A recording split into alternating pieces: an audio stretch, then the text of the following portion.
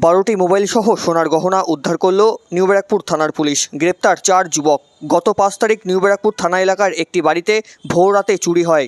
ঘটনাস্থলে পুলিশ পৌঁছলে শুরু হয় তদন্ত। এলাকার একটি সিসিটিভি ক্যামেরা দ্বারা চিহ্নিত করা হয় অভিযুক্ত 4 যুবককে। তারপর 6 তারিখ গ্রেপ্তার করা হয় ওই 4 যুবককে নিউ ব্যারাকপুর থানা এলাকা থেকে।